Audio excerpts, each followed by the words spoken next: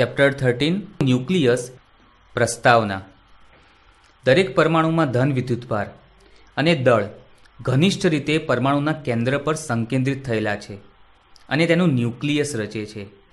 ન્યુક્લિયસના પરિમાણ પરમાણુના પરિમાણ કરતાં ઘણા નાના હોય છે. ન્યુક્લિયસની ત્રિજ્યા પરમાણુની ત્રિજ્યા કરતાં 10⁴ ગણી નાની છે. ન્યુક્લિયસનું કદ પરમાણુના કદના 10⁻12 ગણું છે. બીજા શબ્દોમાં પરમાણુ લગભગ ખાલી છે. દાખલા તરીકે, જો પરમાણુને એક વર્ગખંડના માપ જેટલો વિવર્ધિત કરીએ તો ન્યુક્લિયસ એક ટાંકણીની ટોંચ જેટલા માપનું હોય. આમ છતાં પણ ન્યુક્લિયસ પરમાણુનું લગભગ બધું એટલે કે 99.99% કરતાં વધુ દળ ધરાવે છે. શું ન્યુક્લિયસને પરમાણુને હોય છે તેમ બંધારણ છે? જો હોય તો ન્યુક્લિયસના ઘટકો કયા કયા છે? તેઓ કેવી રીતે એકસાથે જકડાયેલા છે? આ પ્રકરણમાં આપણે આવા પ્રશ્નોના ઉત્તરો મેળવીશું. આપણે ન્યુક્લિયસના પરિમાણ, દળ અને સ્થાયીપણું જેવા વિવિધ ગુણધર્મો અને રેડિયો એક્ટિવિટી, વિખંડન અને સંલયન જેવા સંલયન સંબંધિત ઘટનાઓની ચર્ચા કરીશું. પરમાણુ દળો અને ન્યુક્લિયસનું બંધારણ. પરમાણુનું દળ. પરમાણુનું દળ કિલોગ્રામની સરખામણીએ ઘણું નાનું છે. દાખલા તરીકે, કાર્બન પરમાણુ C12નું દળ 1.992647 × 10⁻26 kg છે. પરમાણુ દળોને દર્શાવવા માટે દળનો જુદો એકમ વપરાય છે. આ એકમ એટોમિક માસ યુનિટ એટલે કે સ્મોલ યુ છે, જેને કાર્બન પરમાણુના દળના 12મા ભાગ તરીકે વ્યાખ્યાયિત કરવામાં આવે છે. 1U = એક કાર્બન પરમાણુનું દળ ભાગ્યા 12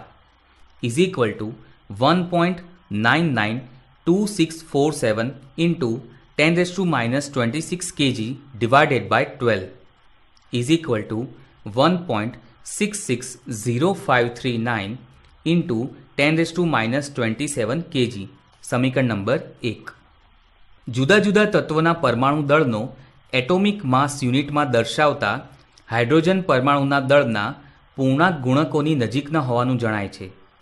પરમાણુ દળોનું ચોકસાઈભર્યું માપન માસ સ્પેક્ટ્રોમીટર વડે થાય છે. સમસ્થાનિકો. પરમાણુ દળોનું માપન એક જ તત્વના વિવિધ પ્રકારના પરમાણુઓ કે જેઓ એક સમાન રાસાયણિક ગુણધર્મો ધરાવે પરંતુ દળમાં જુદા હોય તેમનું અસ્તિત્વ હોવાનું દર્શાવે છે. એક જ તત્વના પણ દળમાં જુદા હોય તેવા પરમાણુના પ્રકારને સમસ્થાનિકો એટલે કે આઇસોટોપ્સ કહે છે. ગ્રીકમાં આઇસોટોપ એટલે તેજ સ્થાન, એટલે કે તત્વોના આવર્ત કોષ્ટકમાં તેઓ એક જ સ્થાનમાં રહેલા છે. લગભગ દરેક તત્વ ઘણા સમસ્થાનિકોનું મિશ્રણ ધરાવતું હોવાનું જણાયું હતું. વિવિધ સમસ્થાનિકોનું સાપેક્ષ પ્રમાણ જુદા જુદા તત્વોમાં જુદું જુદું હોય છે. દાખલા તરીકે, ક્લોરીનને 34.98U અને 36.98U દળના બે સમસ્થાનિકો છે. તે હાઇડ્રોજનના દળના પૂર્ણાંક ગુણાંકની નજીક છે.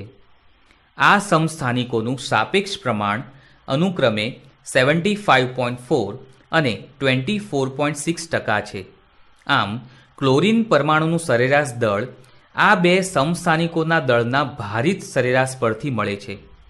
= 75.4 × 34.98 + 24.6 × 36.98 / 100 = 35.47U, જે ક્લોરીનના પરમાણુ દળ સાથે સામ્ય ધરાવે છે.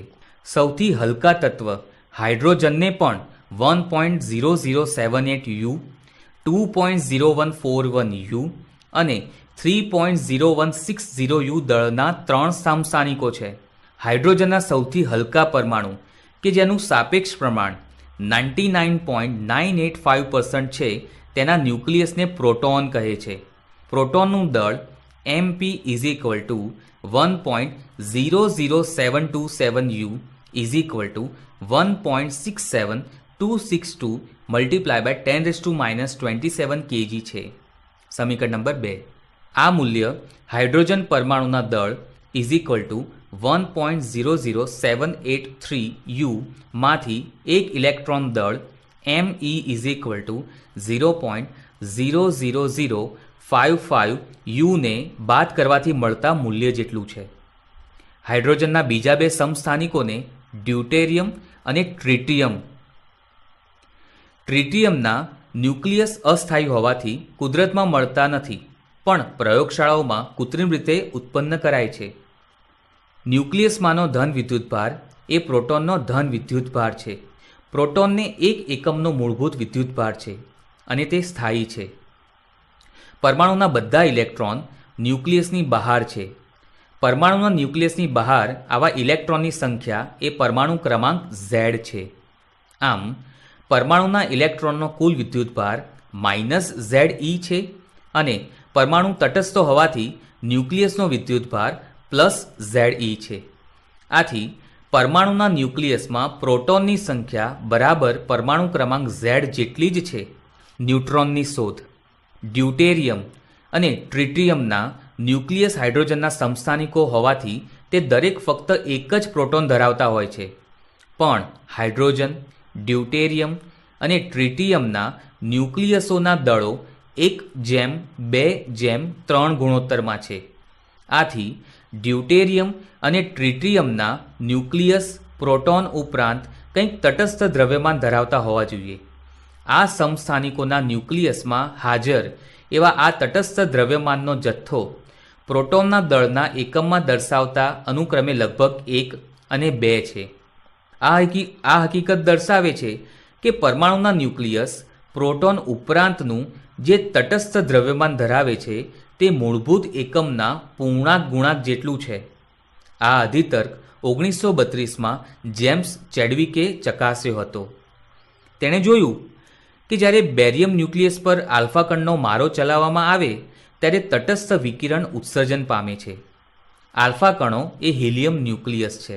એવું પણ અવલોકિત થયું કે આ તટસ્થ વિકિરણ હિલિયમ, કાર્બન અને નાઇટ્રોજન જેવા હલકા ન્યુક્લિયસમાંથી પ્રોટોનને દૂર કરી શકે છે. તે સમયે તટસ્થ વિકિરણ તરીકે એકમાત્ર ફોટોન જાણીતા હતા. જો તટસ્થ વિકિરણ ફોટોનનું બનેલું હોય તો ફોટોનની ઉર્જા બેરિલિયમ ન્યુક્લિયસ પર આલ્ફા કણોના મારાથી મળતી ઉર્જા કરતાં ખૂબ ઊંચી હોવી જોઈએ. ચેડવિકે ઉકેલેલા આ કોયડાની ચાવી એ હતી કે તટસ્થ વિકિરણ ન્યુટ્રોન તરીકે ઓળખાતા નવા પ્રકારના તટસ્થ કણોનું બનેલું ધારવામાં આવે. ઉર્જા અને વેગમાન સંરક્ષણ પરથી આ નવા કણ એટલે કે ન્યુટ્રોનનું દળ તે નક્કી કરી શક્યો અને તે પ્રોટોનના દળના લગભગ જેટલું જ દળ હોવાનું જણાવ્યું.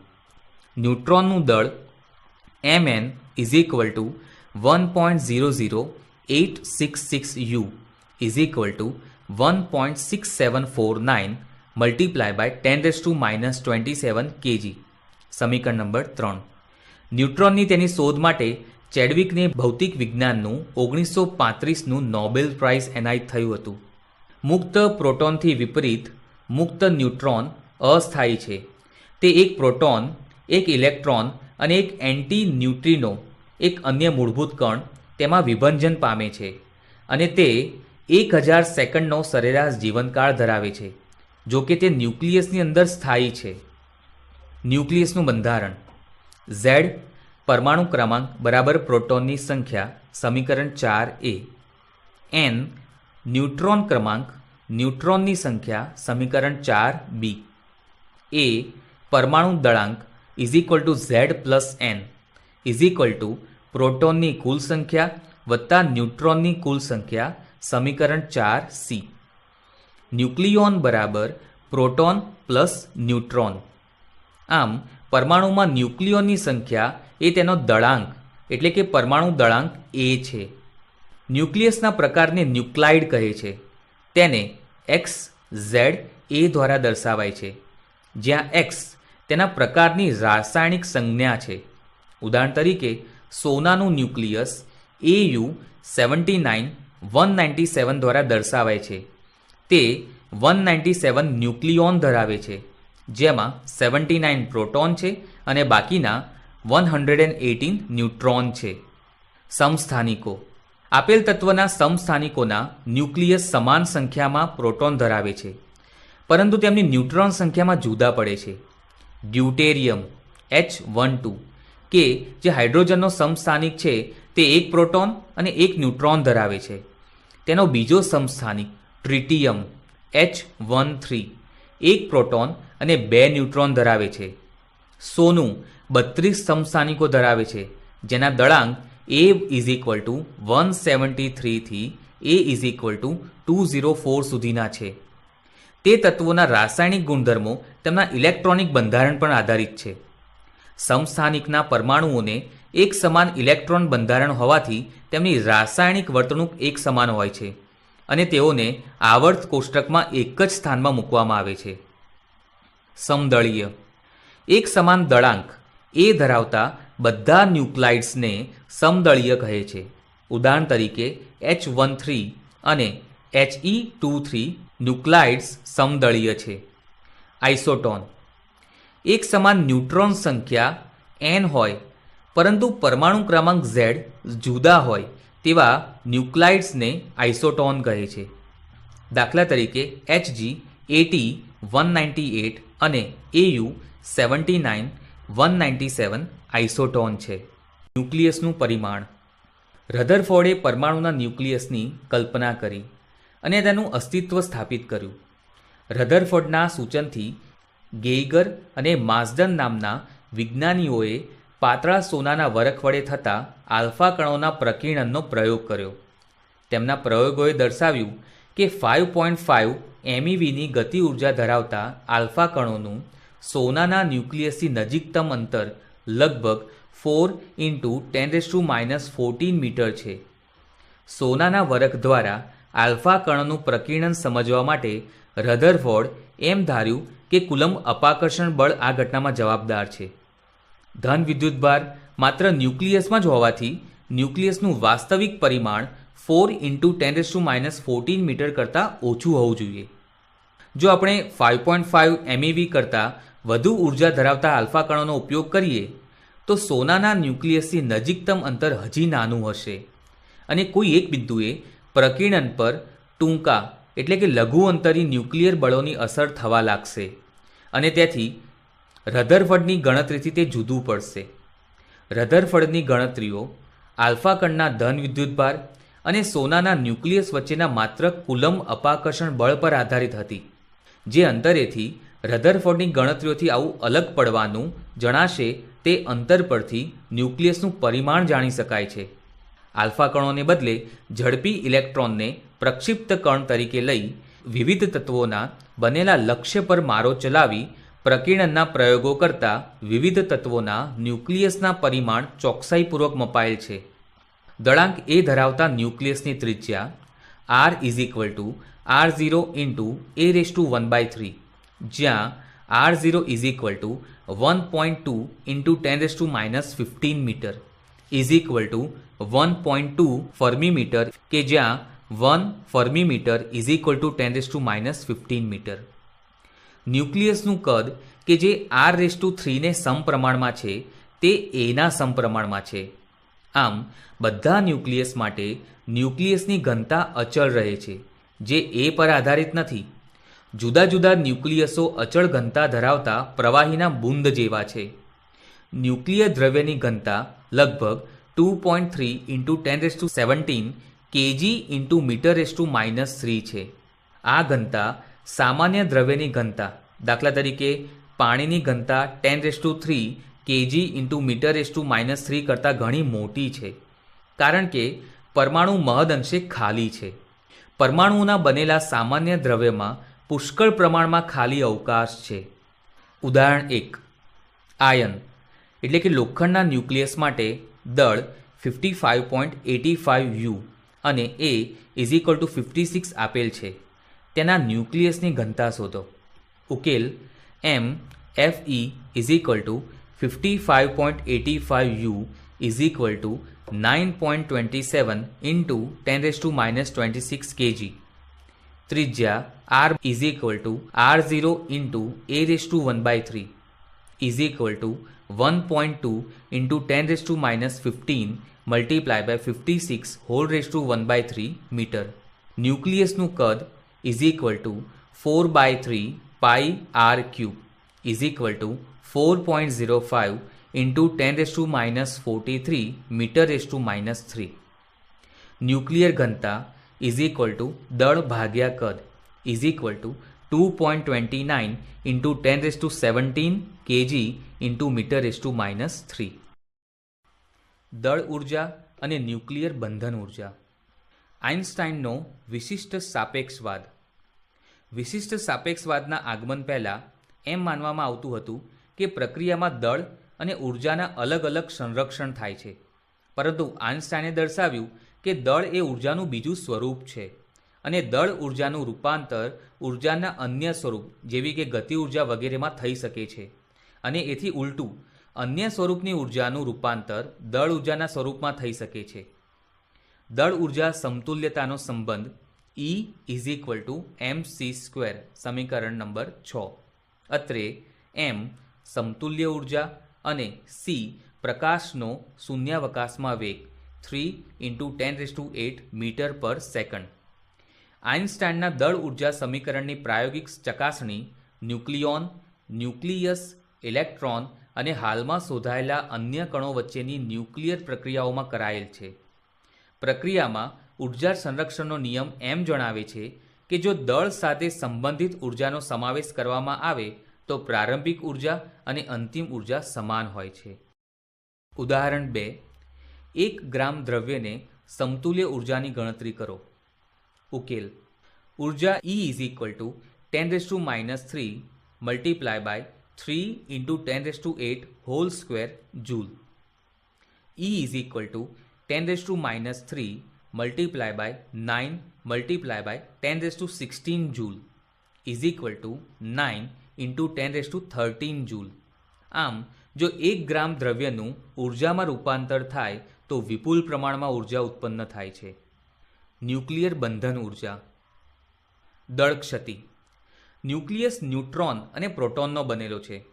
આથી ન્યુક્લિયસનું દળ તેના પ્રોટોન અને ન્યુટ્રોનના વ્યક્તિગત દળોના કુલ દળ જેટલું જ હોય, પરંતુ ન્યુક્લિયસનું દળ m હંમેશા આ કુલ દળ કરતાં ઓછું જ હોય છે.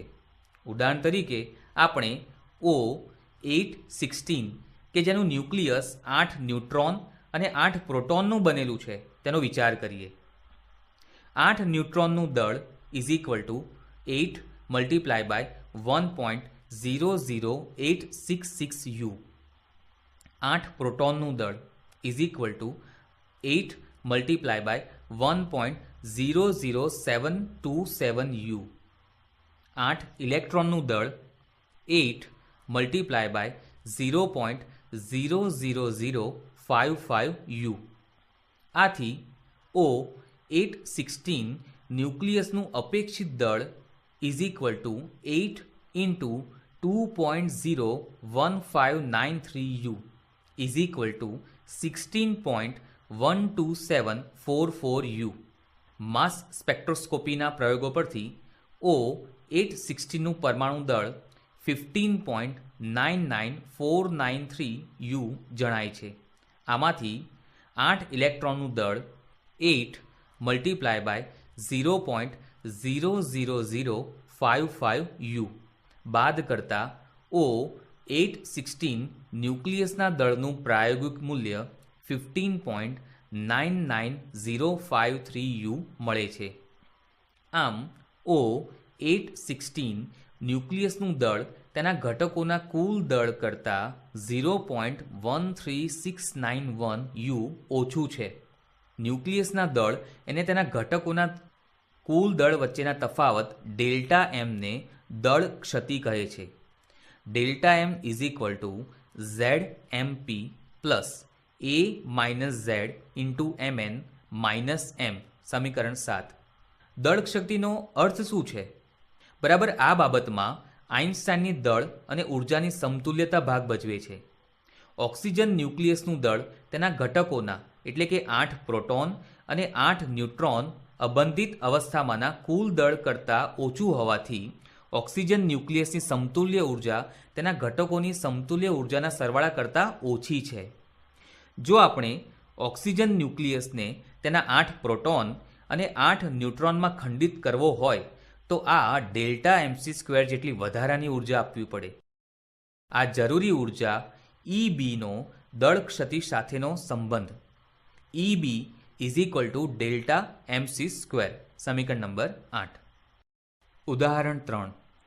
એક એટોમિક માસ યુનિટને સમતુલ્ય ઉર્જા પ્રથમ જૂલમાં અને પછી MeVમાં શોધો. આ પરથી ઓક્સિજન 816ની દળ ક્ષતિને MeV/c² માં દર્શાવો. ઉકેલ 1U is equal to 1.6605 into 10⁻⁻27 kg. E is equal to MC². સમતુલ્ય ઉર્જા is equal to 1.6605 multiply by 10⁻⁻27 multiply by 2.9979 multiply by 10⁸ whole square kg into metre square પર second square is equal to 1.4924 into 10⁻10 joule is equal to 1.4924 into 10⁻10 divided by 1.602 into 10⁻19 electron volt is equal to 0.9315 into 10⁹ electron volt is equal to 931.5 million electron volt એટલે કે MeV અથવા 1U is equal to 931.5 MeV divided by c².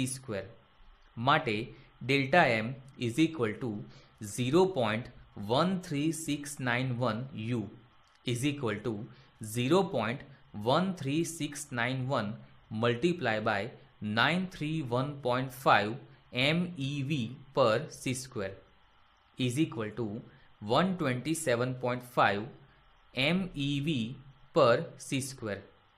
આમ oxygen 816નું તેના ઘટકોમાં વિભાજન કરવા માટે જરૂરી ઉર્જા 127.5 MeV પર c² છે. બંધન ઉર્જા. જો અમુક સંખ્યાના ન્યુટ્રોન અને પ્રોટોનને ભેગા કરીને અમુક વિદ્યુતભાર અને દળ ધરાવતા ન્યુક્લિયસની રચના કરવામાં આવે તો તે પ્રક્રિયામાં ઉર્જા EB વિમુક્ત થશે. EB ઉર્જાને ન્યુક્લિયસની બંધન ઉર્જા કહે છે. જો આપણે ન્યુક્લિયસને તેના ન્યુક્લિયોનમાં વિભાજિત કરવો હોય તો આપણે કુલ EB જેટલી ઉર્જા તે કણોને પૂરી પાડવી પડે. જો કે આપણે ન્યુક્લિયસને ચીરી શકતા નથી, તેમ છતાં ન્યુક્લિયર બંધન ઉર્જા એ ન્યુક્લિયસ કેટલો સારો જકડાયેલો છે તેનું માપન છે. ન્યુક્લિયસના ઘટકો વચ્ચેના બંધનનું વધુ ઉપયોગી માપન એ ન્યુક્લિયોન દીઠ બંધન ઉર્જા EBN છે, જે ન્યુક્લિયસની બંધન ઉર્જા EB અને ન્યુક્લિયોન સંખ્યા એનો ગુણોત્તર છે. EBN is equal to EB divided by A. સમીકરણ નંબર 9. આપણે ન્યુક્લિયોન દીઠ બંધન ઉર્જાને ન્યુક્લિયસને તેના વ્યક્તિગત ન્યુક્લિયોન દીઠ સરેરાશ ઉર્જા તરીકે ગણી શકીએ. મોટી સંખ્યાના ન્યુક્લિયસ માટે ન્યુક્લિયોન દીઠ બંધન ઉર્જા EBN વિરુદ્ધ દળાંક Aનો આલેખ છે. આ આલેખના નોંધપાત્ર મુખ્ય લક્ષણો આપણે આ મુજબ નોંધીએ. નંબર 1. વચગાળાના એટલે કે મધ્યગાળાના દળાંક 30 is less than A is less than 170 ધરાવતા ન્યુક્લિયસો માટે ન્યુક્લિયોન દીઠ બંધન ઉર્જા EBN લગભગ અચળ છે, એટલે કે ન્યુક્લિયસોના પરમાણુ ક્રમાંક પર આધારિત નથી. આ વક્ર EBNનું મહત્તમ મૂલ્ય 8.75 MeV પર ન્યુક્લિયોન દર્શાવે છે, જે A is equal to 56 માટે મળે છે. A is equal to 238 માટે EBNનું મૂલ્ય 7.6 MeV પર ન્યુક્લિયોન છે. નંબર 2. હલકા ન્યુક્લિયસ એટલે કે A is less than 30 અને ભારે ન્યુક્લિયસ એટલે કે A is greater than 170 માટે EBNનું મૂલ્ય નાનું છે. આ બે અવલોકનો પરથી આપણે કેટલાક નિષ્કર્ષ તારવી શકીએ. નંબર 1. બળ આકર્ષણ પ્રકારનું છે અને ન્યુક્લિયોન દીઠ કેટલાક MeVની બંધન ઉર્જા ઉત્પન્ન કરવા માટે પૂરતું પ્રબળ છે. Number 2. 30 is less than A is less than 170 વિસ્તારમાં EBN એટલે કે ન્યુક્લિયોન દીઠ બંધન ઉર્જાનું લગભગ અચળ મૂલ્ય હોવું એ ન્યુક્લિયર બળ ટૂંકા અંતર્યું હોવાનું પરિણામ છે. જો કોઈ એક ન્યુક્લિયોનથી બીજો કોઈ ન્યુક્લિયોન ન્યુક્લિયર બળની અવધિ કરતાં વધુ અંતરે રહેલો હોય તો તેની કોઈ અસર વિચારણા હેઠળના ન્યુક્લિયસ પર થતી નથી. જો કોઈ ન્યુક્લિયોનને ન્યુક્લિયર બળની અવધિ અંદરના અંતરમાં P પડોશીઓ હોય તો તેની બંધન ઉર્જા Pને સમપ્રમાણમાં હોય છે. આ ન્યુક્લિયોનની બંધન ઉર્જા ધારો કે Pk છે, જ્યાં K એવો અચળાંક છે જેને ઉર્જાના પરિમાણ છે. જો આપણે અન્ય ન્યુક્લિયોન ઉમેરીને એનું મૂલ્ય વધારીએ તો તેઓ અંતરિયાળ ભાગમાંના ન્યુક્લિયોનની બંધન ઉર્જા વધારતા નથી. મોટા ન્યુક્લિયસમાં મોટાભાગના ન્યુક્લિયોન સપાટી પર નહીં પણ અંદરના ભાગમાં રહેતા હોવાથી ન્યુક્લિયોન દીઠ બંધન ઉર્જામાંનો ફેરફાર નાનો હોય છે. ન્યુક્લિયોન દીઠ બંધન ઉર્જા અચળ હોય છે અને લગભગ Pk બરાબર હોય છે. આપેલ ન્યુક્લિયોન માત્ર તેની નજીકના ન્યુક્લિયોનને જ અસર કરે છે. એ ગુણધર્મને ન્યુક્લિયર બળના સંતૃપ્તતાનો ગુણધર્મ પણ કહે છે. નંબર 3. ઘણા ભારે જેવા કે A બરાબર 240 હોય તેવા ન્યુક્લિયસની ન્યુક્લિયોન દીઠ બંધન ઉર્જા EBNનું મૂલ્ય A = 120 હોય તેવા ન્યુક્લિયસ માટેના મૂલ્યની સરખામણીએ ઓછું છે. આમ જો A = 240 નો ન્યુક્લિયસ ખંડિત થઈને બે A = 120ના ન્યુક્લિયસ બને તો ન્યુક્લિયોન વધારે ઠાંસીને એટલે કે ચુસ્તપણે સખ્તાઈથી બંધિત થાય છે. આ દર્શાવે છે કે આ ક્રિયામાં ઉર્જા વિમુક્ત થશે એટલે કે ઉર્જા બહાર પડશે. નંબર 4. બે ખૂબ હલકા એટલે કે A <= 10 ન્યુક્લિયસ ભેગા મળીને એક ભારે ન્યુક્લિયસ બનાવે છે. તે આ રીતે સંલયનથી બનેલા ભારે ન્યુક્લિયસની ન્યુક્લિયોન દીઠ બંધન ઉર્જા હલકા ન્યુક્લિયસના ન્યુક્લિયન દીઠ બંધન ઉર્જા કરતાં વધુ છે. આનો અર્થ એ કે અંતિમ તંત્ર પ્રારંભિક તંત્ર કરતાં વધારે ચુસ્તપણે બંધિત થયેલ છે. આવી સંલયન ઘટનામાં પણ ઉર્જા વિમુક્ત થાય છે એટલે કે ઉર્જા બહાર પડે છે. ન્યુક્લિયર બળ પરમાણુના ઇલેક્ટ્રોનની ગતિ નક્કી કરનારું બળ એ કુલમ્બ બળ છે. સરેરાશ દળ ધરાવતા ન્યુક્લિયસ માટે ન્યુક્લિયોન દીઠ બંધન ઉર્જા લગભગ 8 MeV છે, જે પરમાણુમાં બંધન ઉર્જા કરતાં ઘણી વધુ છે. આથી ન્યુક્લિયસમાં ન્યુક્લિયોનોને જકડી રાખનાર બળ કોઈ તદ્દન જુદા પ્રકારનું પ્રબળ આકર્ષક બળ હોવું જોઈએ. તે પ્રોટોન વચ્ચેના અપાકર્ષણની ઉપરવટ જઈને પ્રોટોન અને ન્યુટ્રોનને નાના ન્યુક્લિયર કદમાં જકડી રાખે તેટલું પૂરતું પ્રબળ હોવું જોઈએ. ન્યુક્લિયસને બંધિત રાખનાર ન્યુક્લિયર બળના ઘણા લક્ષણો. નંબર 1. વિદ્યુતભારો વચ્ચે લાગતા કુલમ્બ બળ અને દળો વચ્ચે લાગતા ગુરુત્વ બળ કરતાં ન્યુક્લિયર બળ ઘણું પ્રબળ છે. ન્યુક્લિયસને બંધિત રાખનાર બળને ન્યુક્લિયસની અંદર રહેલા પ્રોટોન વચ્ચેના કુલમ્બ અપાકર્ષણ બળ પર પ્રભુત્વ સ્થાપિત કરવું પડે. જ્યારે ન્યુક્લિયર બળ કુલમ્બ બળ કરતાં ઘણું પ્રબળ હોય છે ત્યારે જ આવું થાય. ગુરુત્વ બળ તો કુલમ્બ બળ કરતાં ઘણું નિર્બળ છે. નંબર 2. બે ન્યુક્લિયોન વચ્ચેનું ન્યુક્લિયર બળ તેમની વચ્ચેના કેટલાક ફેમ્ટોમીટર કરતાં વધુ અંતરે ઝડપથી ઘટીને શૂન્ય થાય છે. આને કારણે મધ્યમ કે મોટા કદના ન્યુક્લિયસમાં બળોની સંતૃપ્તતા થાય છે, જે ન્યુક્લિયોન દીઠ બંધન ઉર્જાના અચળત્વ માટેનું કારણ છે. આકૃતિમાં બે ન્યુક્લિયોન વચ્ચેની સ્થિતિ ઉર્જાનો અંતરના વિધેય તરીકે આલેખ આશરે દર્શાવેલ છે. લગભગ 0.8 ફર્મીમીટર જેટલા અંતર R0 માટે સ્થિતિ ઉર્જા લઘુત્તમ છે. આનો અર્થ એ કે 0.8 ફર્મીમીટર કરતાં વધુ મોટા અંતરો માટે બળ આકર્ષણ પ્રકારનું અને 0.8 ફર્મીમીટર કરતાં ઓછા અંતરો માટે તે અપાકર્ષણ પ્રકારનું છે. નંબર 3. ન્યુટ્રોન વચ્ચેનું અને પ્રોટોન વચ્ચેનું અને પ્રોટોન વચ્ચેનું ન્યુક્લિયર બળ લગભગ સમાન છે. ન્યુક્લિયર બળ વિદ્યુતભાર પર આધારિત નથી. કુલમ્બના નિયમ કે ન્યૂટનના ગુરુત્વાકર્ષણના નિયમથી વિપરીત ન્યુક્લિયર બળનું કોઈ સરળ ગાણિતિક સ્વરૂપ નથી. Radio activity. A.H. બેક્વેરેલ નામના વિજ્ઞાનીએ રેડિયો એક્ટિવિટીની શોધ 1896માં કરી હતી. દ્રશ્ય પ્રકાશને રાસાયણિક સંયોજનો પર આપાત કરીને પ્રસ્ફુરણ અને પશ્ચાત સ્ફુરણના અભ્યાસ દરમિયાન બેક્વેરેલને રસપ્રદ ઘટનાનું અવલોકન થયું. યુરેનિયમ પોટેશિયમ સલ્ફેટના કેટલાક ટુકડાઓ પર દ્રશ્ય પ્રકાશ આપાત કર્યા બાદ તેણે તેના કાળા કાગળમાં વીંટાળીને તે પેકેટને એક સિલ્વરના ટુકડા દ્વારા ફોટોગ્રાફિક પ્લેટથી અલગ કરીને મૂક્યું.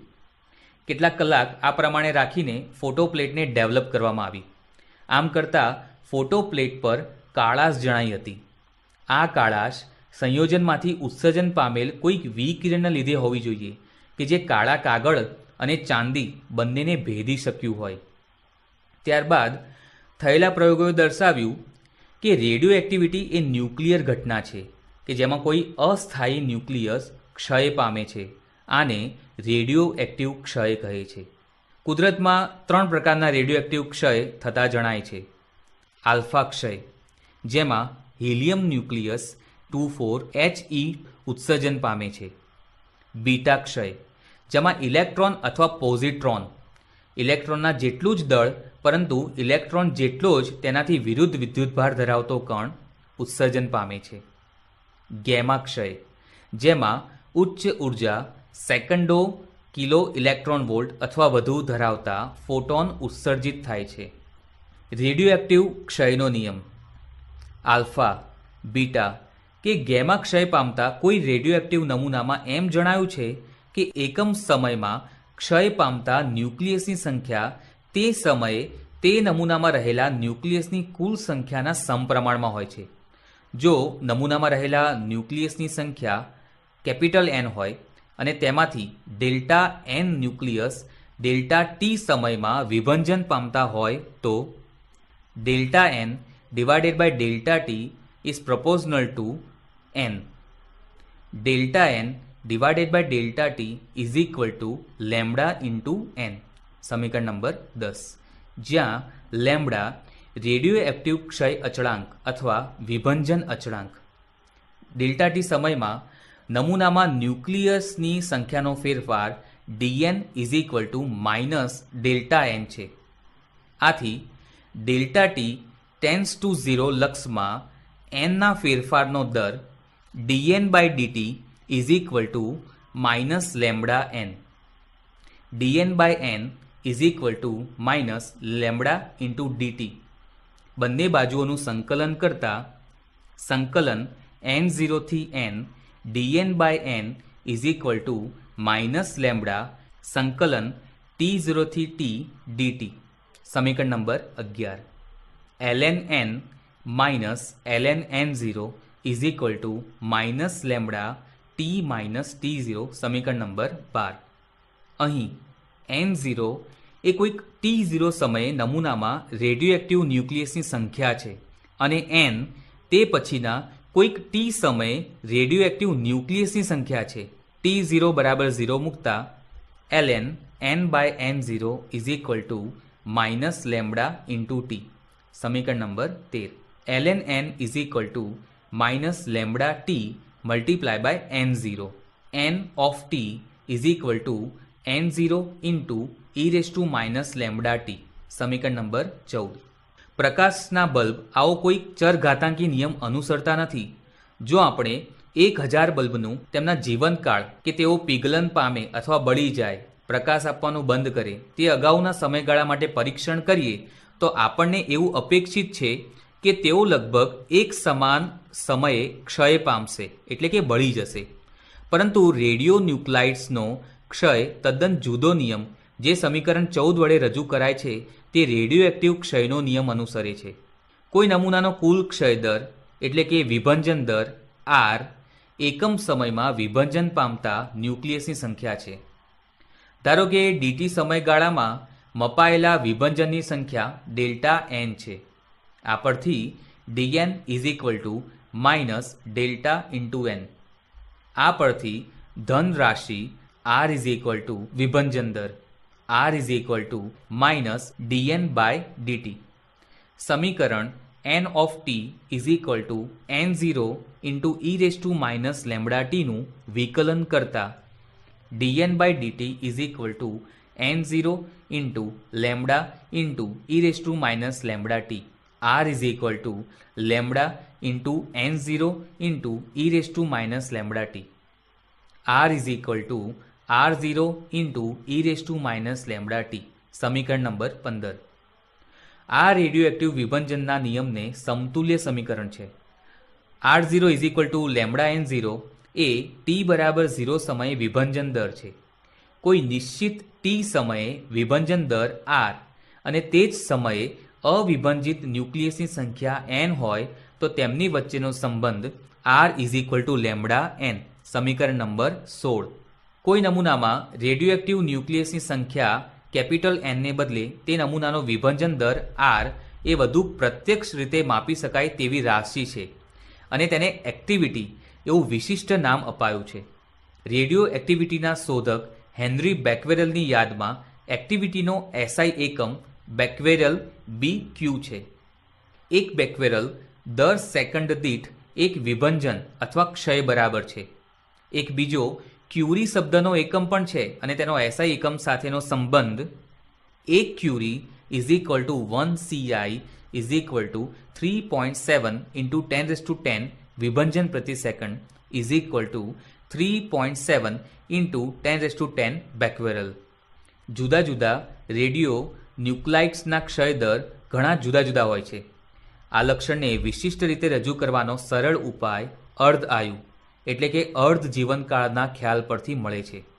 કોઈ રેડિયો ન્યુક્લાઇડ્સનું અર્ધ આયુ જેને T1/2 વડે દર્શાવાય છે એ તેના નમૂનાના પ્રારંભમાં રહેલા રેડિયો ન્યુક્લિયસની સંખ્યા N0 ને ઘટીને N0/2 એટલે કે અડધી બનવા માટે લાગતો સમય છે.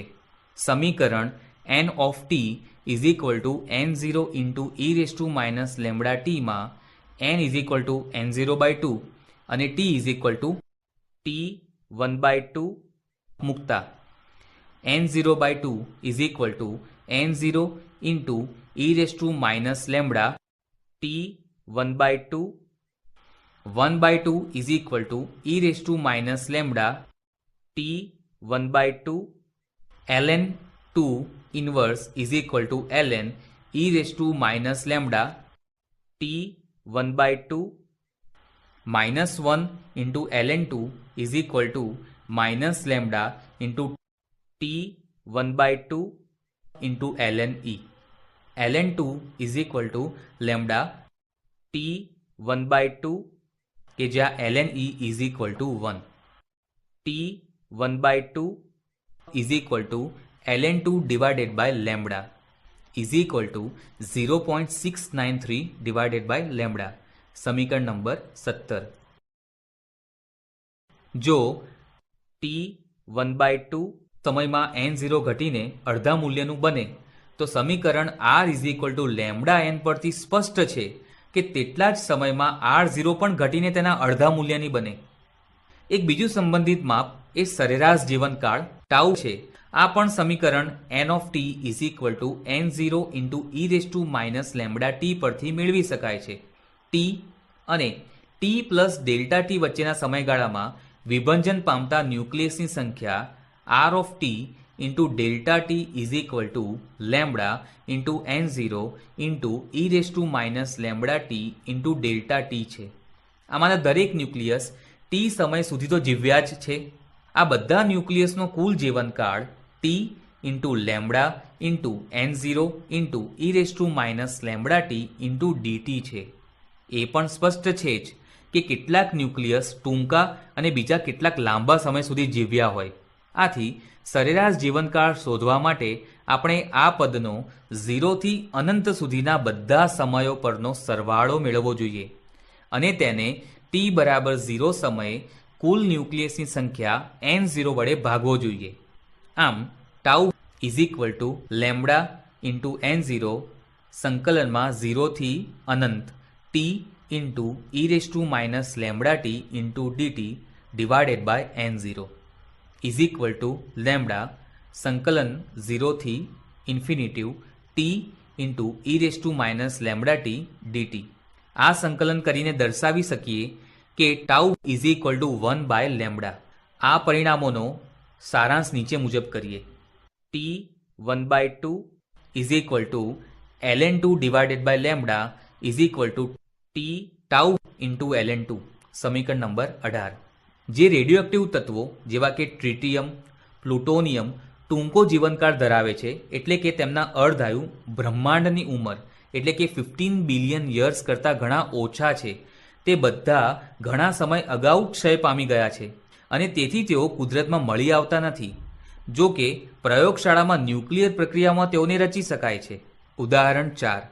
આલ્ફા ક્ષય પામતા યુરેનિયમ 92238નું અર્ધાયુ 4.5 × 10⁹ યર્સ છે. તો યુરેનિયમ 92238ના 1 ગ્રામ નમૂનાની રેડિયો એક્ટિવિટી કેટલી હશે? ઉકેલ: T1/2 = 4.5 × 10⁹ years = 4.5 × 10⁹ × 365 × 24 × 3600 second = 4.5 × 10⁹ × 3.16 × 10⁷ second per year = 1.42 × 10⁻17 second. કોઈ પણ સમસ્થાનિકના 1 કિલોમોલમાં એવોગેડ્રો સંખ્યાના પરમાણુ રહેલા હોય છે.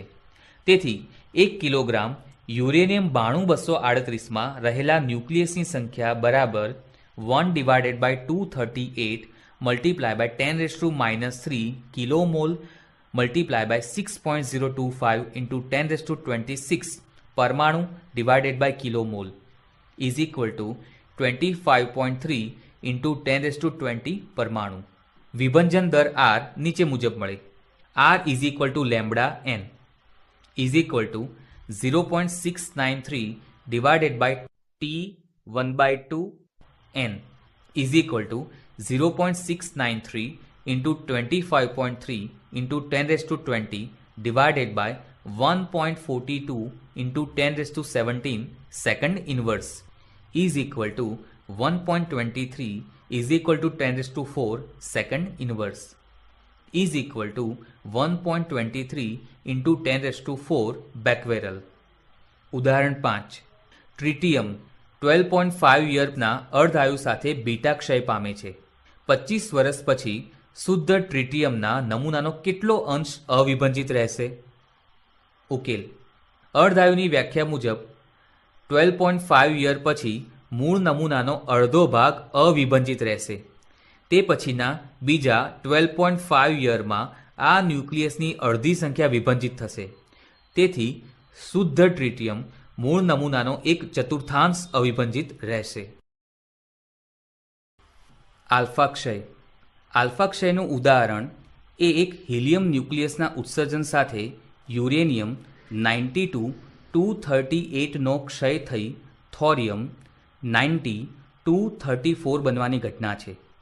યુરેનિયમ 92-238 થી થોરિયમ 90-234 પ્લસ હિલિયમ E24 આલ્ફા ક્ષય. સમીકરણ નંબર 19. આલ્ફા ક્ષયમાં ઉત્પન્ન થયેલા ન્યુક્લિયસ એટલે કે જનિત ન્યુક્લિયસનો દળાંક ક્ષય પામતા ન્યુક્લિયસ એટલે કે જનક ન્યુક્લિયસના દળાંક કરતાં 4 જેટલો ઓછો હોય છે અને પરમાણુ ક્રમાંક 2 જેટલો ઓછો હોય છે. X Z એ જનક ન્યુક્લિયસના આલ્ફા ક્ષયથી Y Z-2 A-4 જનિત ન્યુક્લિયસ ઉત્પન્ન થાય છે. X Z A gives Y Z-2 A-4 plus He24. સમીકરણ નંબર 20.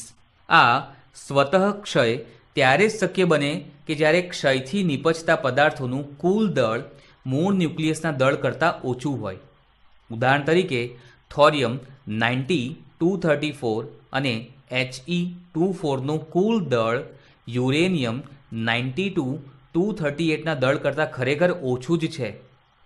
વિભંજન ઉર્જા અથવા ન્યુક્લિયસ પ્રક્રિયાનું Q મૂલ્ય = પ્રારંભિક દળ ઉર્જા માઇનસ ક્ષય નિપજોની કુલ દળ ઉર્જાનો તફાવત.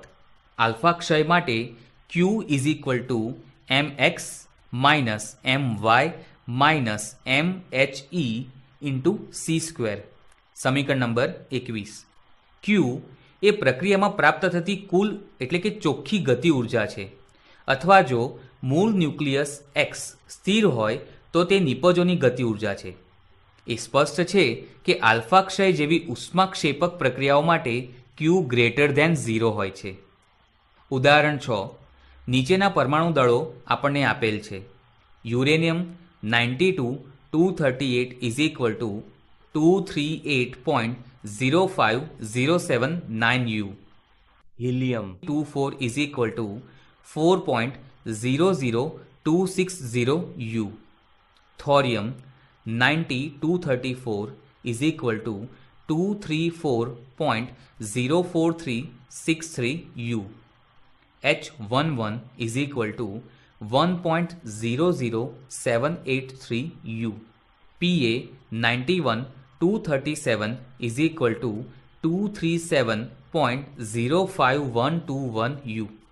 અત્રે પ્રતીક Pa એ પ્રોટેક્ટિનિયમ એટલે કે Z ઇઝ ઇક્વલ ટુ 91 તત્વ માટે છે. એ યુરેનિયમ 92-238ના આલ્ફા ક્ષય દરમિયાન વિમુક્ત થતી એટલે કે ઉત્સર્જન પામતી ઉર્જા ગણો. બી યુરેનિયમ 92-238 સ્વતઃ એટલે કે આપમેળે પ્રોટોનનું ઉત્સર્જન કરી શકે નહીં તેમ દર્શાવો. ઉકેલ.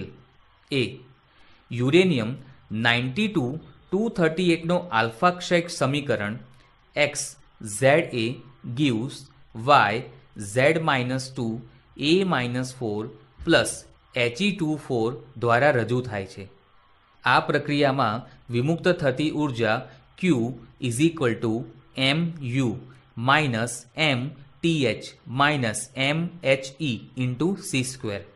Q is equal two 238.05079 minus 234.04363 minus 4.00260 into U into C² is equal to 0.00456 U into C² is equal to 0.00456 U into 931.5 MeV per U is equal to 4.25 MeV. બી જો યુરેનિયમ 92-238 સ્વતઃ એક પ્રોટોનનું ઉત્સર્જન કરે તો ક્ષય પ્રક્રિયા uranium 92-238 gives Pa 91-237 plus H11. આ પ્રક્રિયા થવા માટેનું Q મૂલ્ય નીચે મુજબ મળે. Q is equal two mu minus mpa minus mh into c² is equal to 238.05079 minus 237.05121 minus 1.00783 into U into c² is equal to minus 0.00825 U into c² is equal to minus 0.00825 U into 931.5 MeV divided by U is equal to minus 7.68 MeV. આમ આ પ્રક્રિયાનું Q મૂલ્ય ઋણ છે, તેથી તે સ્વતઃ થઈ શકે નહીં. આપણે યુરેનિયમ 92-238 ન્યુક્લિયસને 7.68 MeV જેટલી લઘુત્તમ ઉર્જા આપવી પડે અને તો જ તે એક પ્રોટોનનું ઉત્સર્જન કરી શકે. બીટા ક્ષય. બીટા ક્ષયમાં ન્યુક્લિયસ સ્વતઃ એટલે કે આપમેળે ઇલેક્ટ્રોનનું અથવા પોઝિટ્રોનનું ઉત્સર્જન કરે છે. બીટા માઇનસ ક્ષય. Phosphorus 1532 gives sulphur 1632 plus electron plus antineutrino. સમીકરણ નંબર 22. બીટા પ્લસ ક્ષય. સોડિયમ 1122 gives નિયોન 1022 પ્લસ પોઝિટ્રોનનું પ્લસ ન્યુટ્રિનો. સમીકરણ નંબર 23. બીટા માઇનસ ક્ષયમાં ઇલેક્ટ્રોનના ઉત્સર્જનની સાથે જ એન્ટી ન્યુટ્રિનો પણ ઉત્સર્જન પામે છે. તેના બદલે બીટા પ્લસ ક્ષયમાં ન્યુટ્રિનો ઉત્પન્ન થાય છે. ન્યુટ્રિનો એ ઇલેક્ટ્રોનની સરખામણીએ ખૂબ નાના દળ, શૂન્ય પણ હોઈ શકે એવા ધરાવતા કણ છે. તેમની બીજા કણો સાથે માત્ર નિર્બળ આંતરક્રિયા હોય છે, તેથી તેમની પરખ કરવી ખૂબ મુશ્કેલ છે. તેઓ દ્રવ્યના વિપુલ જથ્થામાંથી એટલે કે પૃથ્વીમાંથી પણ કોઈ પણ આંતરક્રિયા કર્યા વગર આરપાર પસાર થઈ શકે છે. બીટા માઇનસ ક્ષય અને બીટા પ્લસ ક્ષય એ બંનેમાં દળાંક એ અફર રહે છે.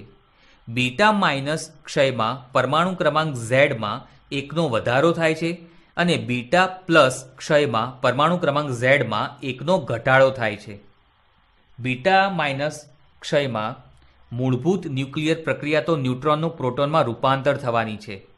Neutron gives proton plus electron plus anti neutrino એટલે કે સમીકરણ 24. અને બીટા પ્લસ ક્ષયમાં તે પ્રોટોનનું ન્યુટ્રોનમાં રૂપાંતર થવાની છે. Proton gives neutron plus positron plus neutrino સમીકરણ નંબર 25. મુક્ત ન્યુટ્રોન પ્રોટોનમાં ક્ષય પામે છે, પરંતુ પ્રોટોનનો ક્ષય પામીને ન્યુટ્રોન થવાની પ્રક્રિયા માત્ર ન્યુક્લિયસની અંદર જ શક્ય છે, કારણ કે પ્રોટોનનું દળ ન્યુટ્રોન કરતાં ઓછું છે. ગેમા ક્ષય. પરમાણુની જેમ ન્યુક્લિયસની પણ જુદા જુદા ઉર્જા સ્તરો, ધરા અવસ્થા અને ઉત્તેજિત અવસ્થાઓ હોય છે. જો કે ઉર્જાનો માપક્રમ ઘણો જુદો હોય છે. પરમાણુ ઉર્જાના સ્તરોનો તફાવત ઇલેક્ટ્રોન વોલ્ટના ક્રમનો હોય છે, જ્યારે ન્યુક્લિયર ઉર્જા સ્તરોનો તફાવત મિલિયન ઇલેક્ટ્રોન વોલ્ટના ક્રમનો હોય છે.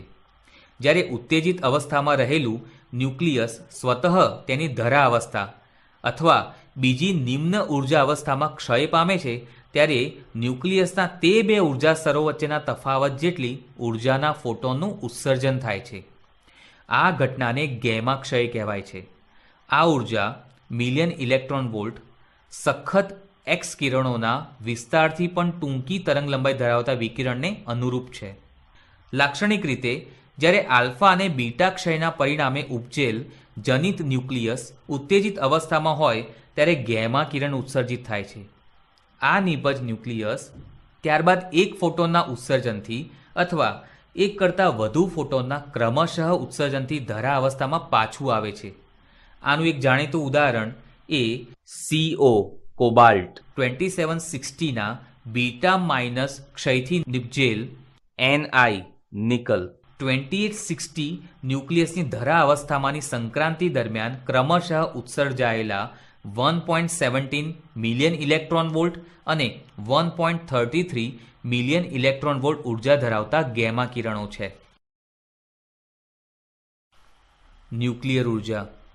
ન્યુક્લિયન દીઠ બંધન ઉર્જાના વક્રમાં A=30 અને A=170 વચ્ચે એક લાંબો સપાટ મધ્ય વિસ્તાર છે.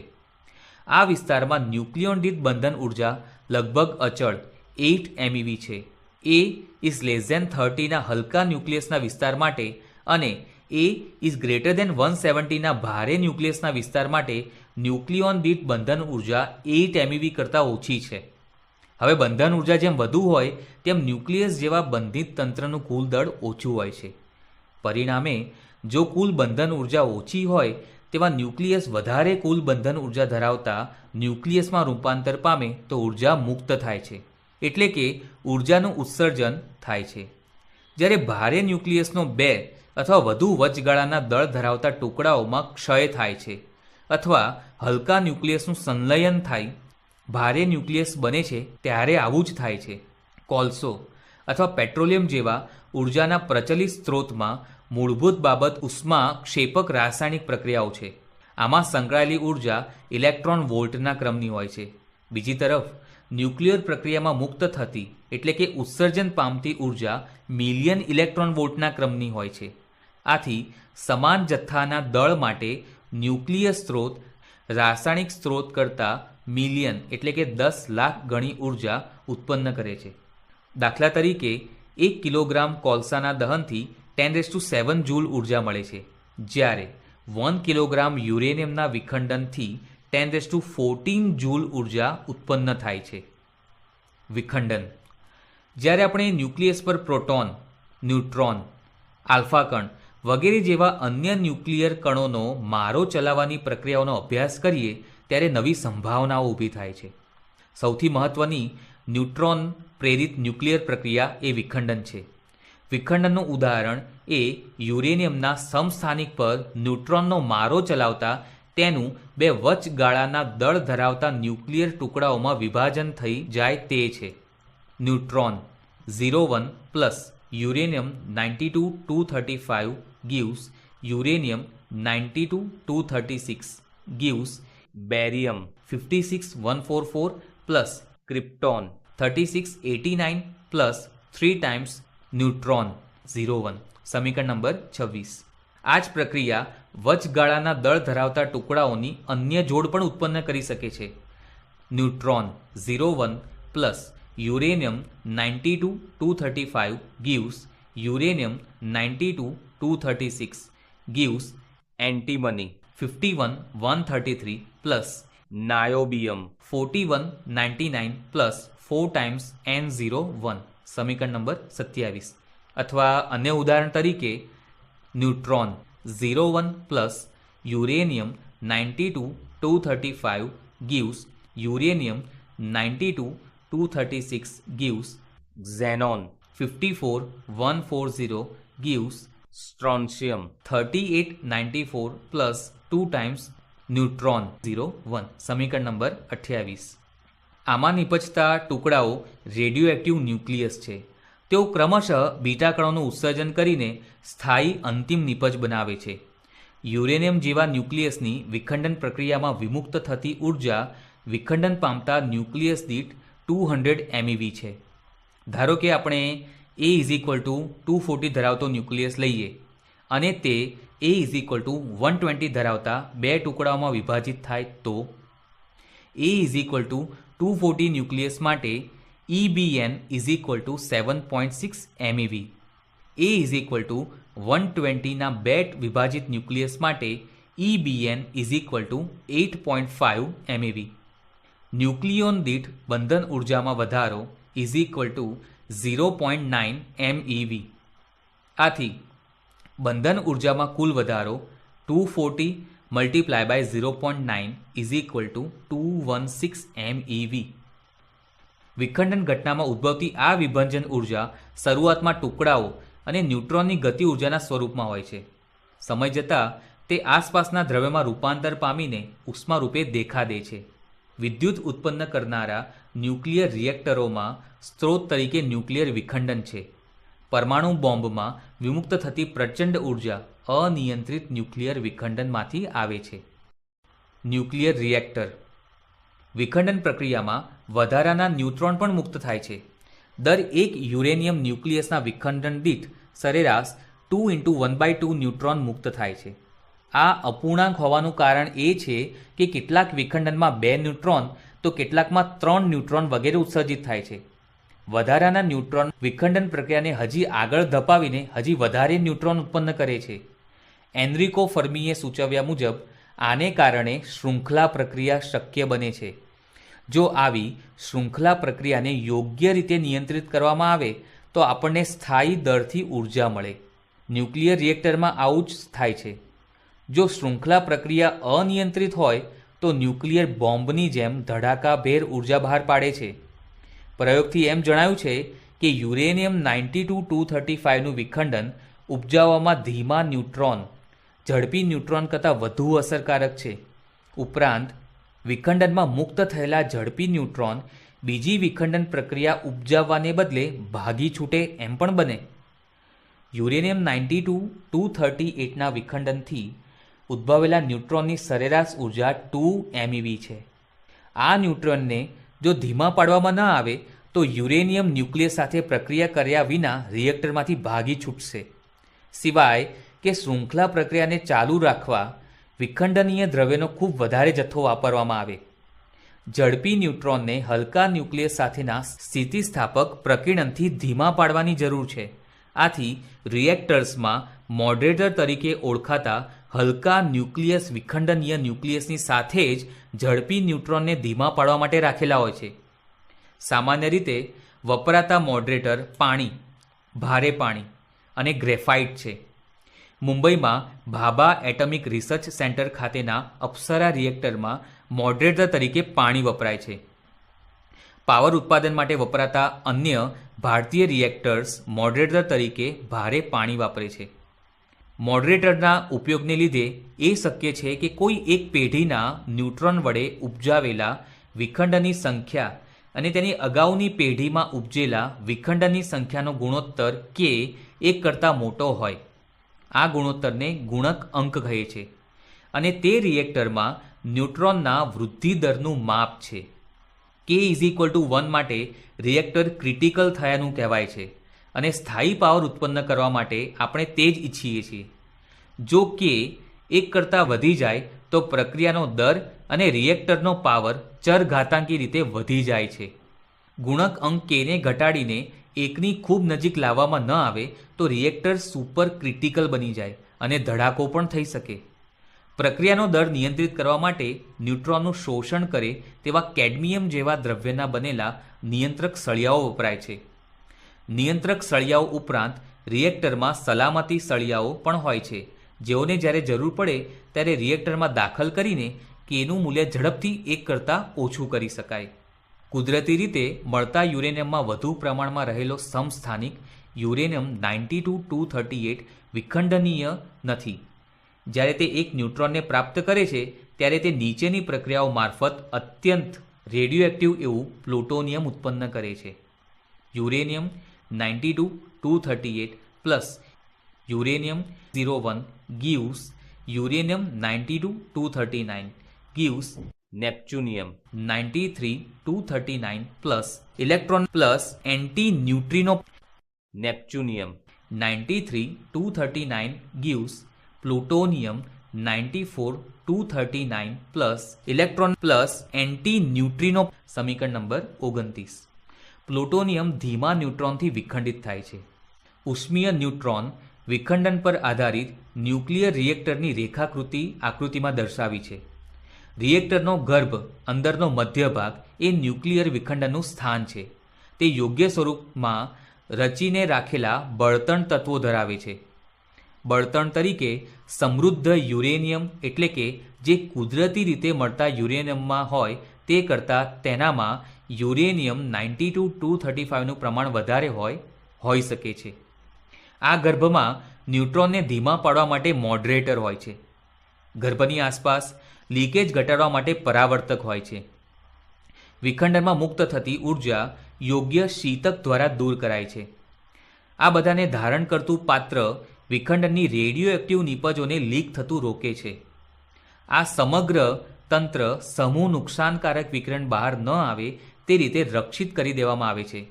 ન્યુટ્રોનનું પુષ્કળ શોષણ કરી શકે તેવા સળિયાઓ, દાખલા તરીકે કેડમિયમના બનેલાની મદદથી રિએક્ટરને બંધ કરી શકાય છે. શીતક ઉષ્માને કાર્યકારી તરલમાં પહોંચાડે છે અને તે વરાળ ઉત્પન્ન કરે છે. વરાળ ટર્બાઇનને ચલાવે છે અને વિદ્યુત ઉત્પન્ન કરે છે. કોઈપણ પાવર રિએક્ટરની જેમ જ ન્યુક્લિયર રિએક્ટર ખાસ્સી માત્રામાં બિનઉપયોગી પદાર્થો ઉત્પન્ન કરે છે, પરંતુ ન્યુક્લિયર કચરો રેડિયોએક્ટિવ અને જોખમી હોવાથી તેના નિકાલ માટે વિશેષ કાળજીની જરૂર છે. રેડિયોએક્ટિવ કચરાનું રૂપાંતર ઓછા એક્ટિવ અને અલ્પજીવી દ્રવ્યમાં કરવાની શક્યતાના અભ્યાસની યોગ્ય યોજના વિકસાવવામાં આવી રહી છે. ન્યુક્લિયર સંનયન તારાઓમાં ઉર્જાની ઉત્પત્તિ. જ્યારે બે હલકા ન્યુક્લિયસ સંલગ્ન થઈ એક ભારે એટલે કે મોટું ન્યુક્લિયસ બનાવે છે ત્યારે ઉર્જા વિમુક્ત થાય છે, કારણ કે મોટું ન્યુક્લિયસ વધારે સખ્તાઈથી બંધિત હોય છે. ઉર્જા મુક્ત કરતી આવી કેટલીક ન્યુક્લિયર સંલયન પ્રક્રિયાઓના ઉદાહરણ નીચે મુજબ છે. Hydrogen 11 plus hydrogen 11 gives hydrogen 12 plus positron plus neutrino plus 0.42 MeV. સમીકરણ 29A. Hydrogen 12 plus hydrogen 12 gives helium 23 plus N plus 3.27 MeV. સમીકરણ 29B. Hydrogen 12 plus hydrogen 12 gives hydrogen 13 plus hydrogen 11 plus 4.03 MeV. સમીકરણ 29C. પ્રથમ પ્રક્રિયામાં બે proton સંયોજાઈને એક ડ્યુટેરોન અને એક પોઝિટ્રોન બનાવે છે અને 0.42 MeV ઉર્જા વિમુક્ત થાય છે. 29B માની પ્રક્રિયામાં બે ડ્યુટેરોન સંયોજાઈને હિલિયમનો હલકો ન્યુક્લિયસ બનાવે છે. સમીકરણ 29C. બે ડ્યુટેરોન સંયોજાઈને એક ટ્રિટોન અને એક પ્રોટોન બનાવે છે. સંલયન થવા માટે બે ન્યુક્લિયસ એકબીજાની એટલા નજીક આવવા જોઈએ કે આકર્ષક એવા ટૂંકા અંતરી ન્યુક્લિયર બળો તેમના પર અસર કરી શકે. જો કે તેઓ બંને ધન વિદ્યુતભારિત હોવાથી તેઓ કુલમ્બ અપાકર્ષણ અનુભવે છે. આથી તેઓની ઉર્જા કુલમ્બ અપાકર્ષણ રૂપી દિવાલને ઓળંગી શકે તેટલી પૂરતી હોવી જોઈએ. આ અપાકર્ષણ રૂપી દિવાલની ઊંચાઈ આંતરક્રિયા કરતાં તે બે ન્યુક્લિયસના વિદ્યુતભાર અને ત્રિજ્યાઓ પર આધારિત છે. દાખલા તરીકે એવું દર્શાવી શકાય છે કે બે પ્રોટોન માટે આવી અપાકર્ષણ રૂપી દિવાલની ઊંચાઈ એપ્રોક્સિમેટલી 400 keV જેટલી છે અને વધુ વિદ્યુતભાર ધરાવતા ન્યુક્લિયસ માટે વધારે ઊંચી હોય છે. આવી કુલમ્બ અપાકર્ષણ રૂપી દિવાલની ઊંચાઈને ઓળંગી જવા માટે પ્રોટોન વાયુમાં રહેલા બે પ્રોટોનને જરૂરી ઉર્જા હોવા માટે લગભગ કેટલું તાપમાન હોય તેનો અંદાજ આપણે મેળવી શકીએ છીએ. 3/2 kT = K ગલન ઉષ્મા 4000 keV તે પરથી T is approximately 3 × 10⁹ કેલ્વિન. જ્યારે કુલમ્બ અપાકર્ષણ રૂપી દિવાલને ઓળંગી જવા માટે તાપમાન વધારીને પૂરતી ઉર્જા પૂરી પાડીને કણોનું સંલયન કરાવવામાં આવે તે પ્રક્રિયાને તાપ ન્યુક્લિયર સંલયન કહે છે. તાપ ન્યુક્લિયર સંલયન એ તારાઓના અંતરિયાળ ભાગમાં ઉદ્ભવતી ઉર્જાનો સ્ત્રોત છે. સૂર્યના અંતરિયાળ ભાગનું તાપમાન 1.5 × 10⁷ કેલ્વિન છે, જે સરેરાશ ઉર્જા ધરાવતા કણોના સંલયન માટે અંદાજિત તાપમાન કરતાં ખાસું ઓછું છે. સૂર્યમાં સંલયન માટે પ્રોટોનની ઉર્જા સરેરાશ ઉર્જા કરતાં ઘણી વધારે હોવી જરૂરી છે. સૂર્યમાં થતી સંલયન પ્રક્રિયા એ ઘણા તબક્કાઓમાં થતી પ્રક્રિયા છે કે જેમાં હાઇડ્રોજન દહન પામીને હિલિયમ બનાવે છે. આમ સૂર્યમાં બળતણ તરીકે તેના ગર્ભભાગમાં રહેલો હાઇડ્રોજન છે.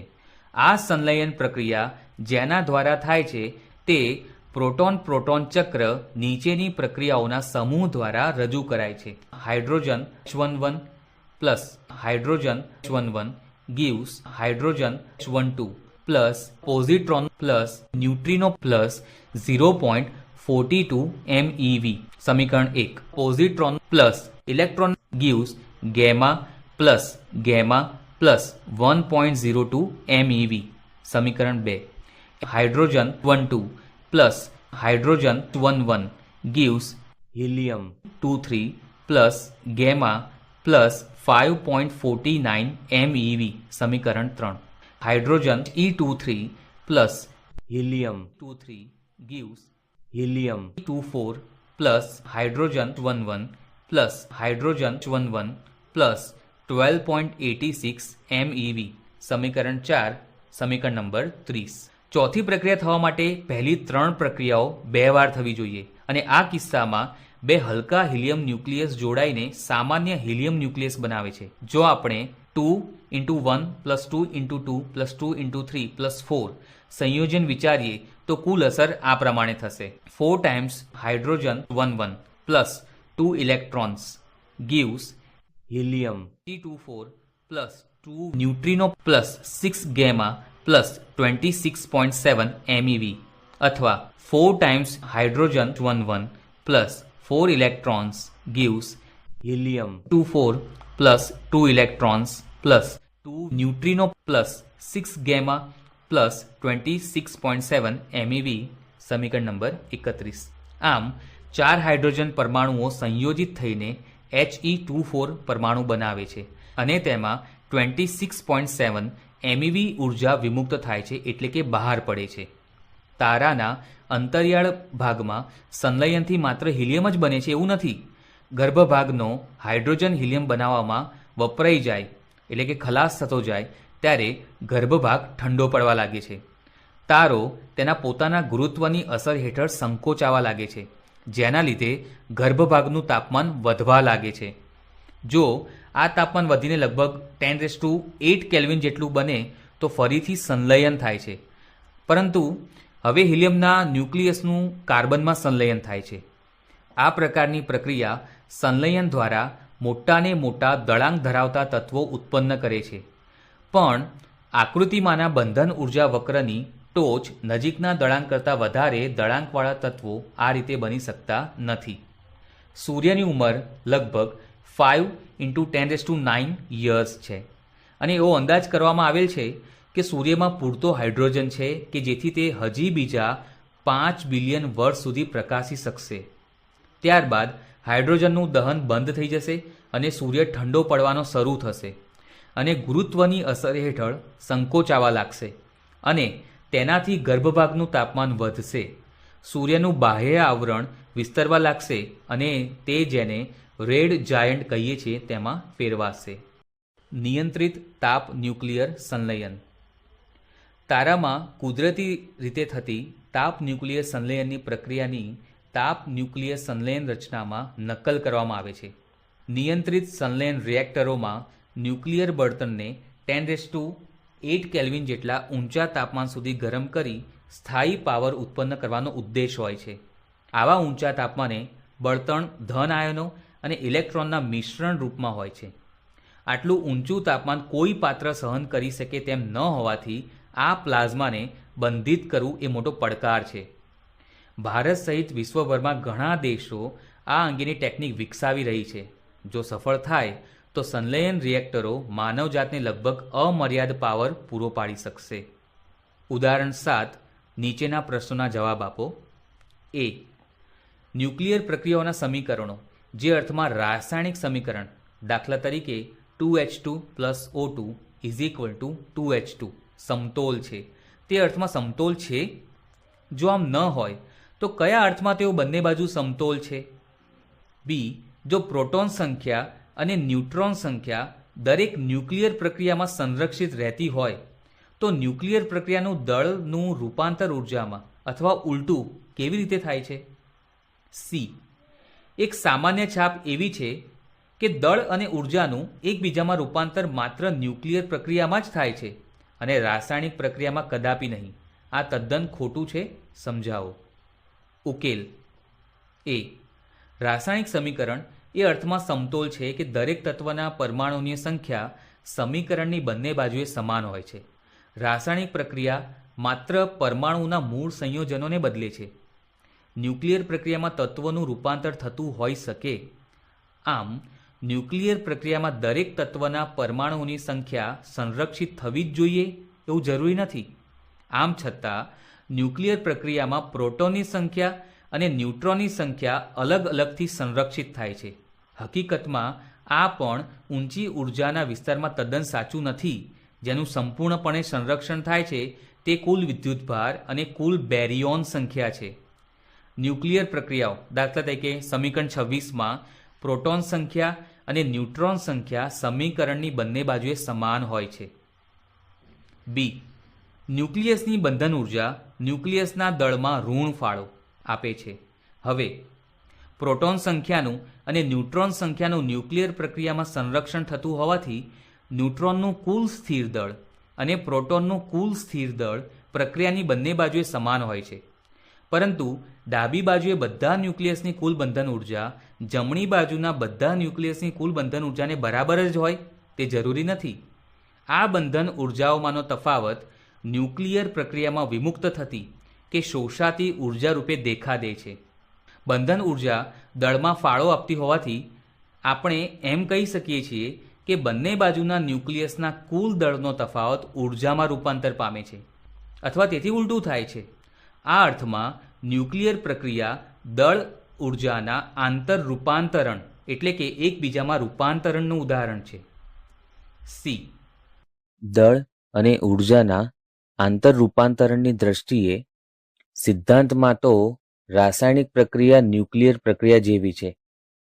રાસાયણિક પ્રક્રિયામાં વિમુક્ત થયેલી કે શોષાયેલી ઉર્જા પ્રક્રિયાની બે બાજુઓ પરના પરમાણુઓ અને અણુઓની રાસાયણિક બંધન ઉર્જાના તફાવત સાથે સંબંધિત છે.